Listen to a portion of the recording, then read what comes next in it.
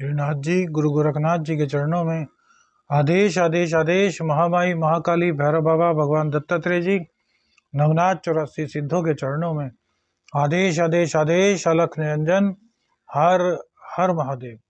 मैं astro shower मित्र प्रवीण आप सभी का बहुत बहुत स्वागत करता हूं। आज बात करेंगे 23 दिसंबर 2023 के कन्या राशिफल की। शनिवार का दिन है तो शनिदेव के चरणों में, न्याय के देवता के चरणों में नमन करते हुए आज के दिन की शुरुआत करेंगे। मार्गशीर्ष शुक्ल पक्ष की एकादशी तिथि आज होगी, मोक्षदा एकादशी।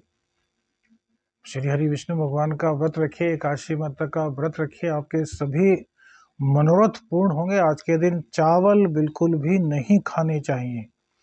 सूर्योदय का समय सुबह को 7:10 पर होगा, जबकि सूर्यास्त शाम को 5:29 पर होगा। विक्रमी संवत 2080 में अभिजीत मुहूर्त का समय 11:59 से 12:40 तक रहेगा। वहीं राहु काल 9:45 से 11:02 तक रहेगा। दिशा शूल पूर्व दिशा की रहेगी। यह राशिफल आपकी जन्म राशि अर्थात चंद्र राशि के आधार पर है। यदि आप अपनी चंद्र राशि नहीं जानते तो नाम राशि के आधार पर इस राशिफल को देख सकते हैं। अब बात करते हैं आज का कन्या राशिफल। केतु देव आपकी ही राशि में विराजमान है। शुक्र देव सेकंड हाउस में, मंगल देव अस्त हो चुके हैं अर्थात वृद्धावस्था में है, ये थर्ड हाउस में रहेंगे। सूर्य और बुध चतुर्थ भाव में, षष्ठ भाव में शनिदेव, राहु सप्तम में, बृहस्पति अष्टम में गोचर करेंगे। चंद्रदेव आज शुक्र देव के नक्षत्र से गोचर करते हुए बृहस्पति के साथ अष्टम भाव में विराजमान रहेंगे। तो इसी ग्रह स्थिति के आधार पर आपका आज का राशिफल हमने तैयार किया है। सबसे पहले बात चंद्रदेव की। चंद्रदेव जो कि आपके मन के कारक हैं, आपकी माँ के कारक हैं, आपके सुखों के कारक हैं, आपकी इनकम के कारक हैं, वो चंद्रदेव आज अष्टम स्थान में रहेंगे। इट मीन्स कहीं ना कहीं से कुछ ना कुछ दुविधाएं आपको रहेंगी, कुछ ऐसा समाचार जो आपके मन को खराब करे, इस तरह का समाचार आपको मिलेगा। लेकिन इसका मतलब यह नहीं कि जो खराब समाचार मिला वो खराब घटना घट जाएगी। क्योंकि भैया बृहस्पति देव यहाँ पर है, और जब बृहस्पति देव चंद्र के साथ हैं गजकेसरी योग में, हालांकि बृहस्पति देव वक्री हैं, लेकिन बृहस्पति का साथ होना ही बहुत बड़ी बात है। गुरुदेव का साथ होना चंद्र के बहुत बड़ी बात है। तो आगे जाकर के वो जो चीज आपको पता चली है बुरी, वो नहीं होगी, और अच्छी चीज जिसका आपको एहसास तक नहीं था वो चीज हो जाएगी। देखिए, चंद्रदेव अष्टम स्थान को खड्डा भी माना गया है, गड्ढा, गहरा गड्ढा, गुप्त है, किसी को इसके बारे में नहीं पता होता। मृत्यु यहीं से है तो जीवन भी यहीं से है। इसी स्थान में आपके सप्तमेश बैठे हुए हैं, तो इसी वजह से आपके दाम्पत्य जीवन में भी कहीं ना कहीं डगमग की स्थिति चल रही है, और यही कारण है कि आज कहीं ना कहीं इनकम को लेकर के भी थोड़ी डगमग की स्थिति रहेगी। हालांकि चंद्रदेव शुक्र देव के घर की ओर बढ़ रहे हैं, और आज इनका जो गोचर है वो शुक्र देव के नक्षत्र से ही है। तो छोटा सा लॉजिक आपको लगाना होगा कि स्त्री की मदद, स्त्री की सलाह से जितने कार्य आप आज करते हैं उतने कार्य आपके सफल होंगे। लेकिन वहीं पर चंद्र और शुक्र एक दूसरे को देखेंगे, बृहस्पति और शुक्र एक दूसरे को देखेंगे, तो इससे थोड़ा सा आपकी वाणी में सौम्यता तो आएगी, आपकी वाणी में आकर्षण तो रहेगा, लेकिन कहीं ना कहीं आप थोड़ा डिप्रेशन का शिकार रहेंगे। मुंह संबंधी कुछ दिक्कतें आपको रहेंगी। खान पीन पर अपने आप को बहुत ज्यादा ध्यान रखना होगा। चंद्रदेव का अष्टम स्थान में जाना एक चीज को और परिलक्षित करता है कि यदि आप किसी भी सिद्धि के पीछे दौड़ रहे हैं, किसी शक्ति प्राप्ति के पीछे दौड़ रहे हैं, तो यहाँ पर आपको बहुत ज़्यादा एकाग्रचित्त होने की आवश्यकता होगी, अन्यथा वह चीज़ आपके हाथ से निकल सकती है। जैसे कि शक्ति, सिद्धि, साधना, इन चीज़ों से आप विमुख हो सकते हैं, या फिर हो सकता है कि किसी कारण से वो आपको न मिल पाए। तो ऐसे में गुरुदेव का साथ आपको यह ज्ञान तो देगा कि किस प्रकार से आप उसको प्राप्त कर सकते हैं, लेकिन चंद्रदेव का और चंद्रदेव पर शनि की दृष्टि होना, यह चीज भी आपको ध्यान रखनी होगी कि अपने मन को आपको अपने कंट्रोल में पूरी तरीके से रखना है। मन कंट्रोल में रखने का सबसे अच्छा तरीका मेडिटेशन ही होता है। यदि आप मेडिटेशन कर पाते हैं तो फिर आपके लिए कोई खतरे वाली बात नहीं। या फिर आपकी जो पत्नी है वो आपके लिए पूजा करती हैं, घर में धार्मिक आयोजन होते हैं, काफी धार्मिक कृत्यों में लिप्त हैं, तब भी आपको दिक्कत नहीं होगी। और जिनकी माताजी धार्मिक कार्यों में, गतिविधियों में भाग लेती हैं और अपने बच्चे यानी कि आप उनसे जब अगाध प्रेम करेंगे तो वो आपका ध्यान रखेंगे, तो वो कहीं ना कहीं आपकी अर्जी भगवान के सामने लगाती हैं, तब भी आपको इन दिक्कतों से उबरने में बहुत ज़्यादा राहत मिलने वाली है।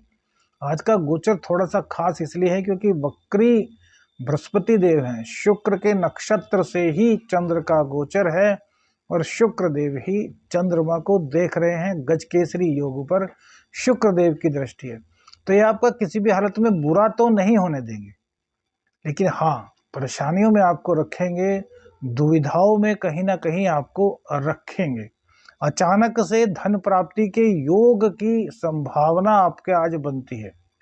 आप कोई भी यदि ऐसा काम करते हैं, आपका कोई बिजनेस है, तो उसमें अचानक से आपको कोई बड़ी डील आज मिल सकती है, लेकिन डील को आपको बहुत सोच समझ करके लेना होगा। ऐसा नहीं कि यार डील आई है, फायदा बहुत मोटा दिख रहा है और बस उसको फाइनल कर दिया। उसके सभी पक्षों पर आपको विचार करना होगा, क्योंकि जब कभी भी हमारा भाग्य बहुत ज़्यादा हमारे साथ होता है तो हमारे जो निर्णय है वो गलत हो जाते हैं। क्यों? क्योंकि चंद्रदेव अष्टम में है। तो भैया गजकेसरी योग बना है तो चंद्रमा का अष्टम में जाने का दोष भी तो बना है ना।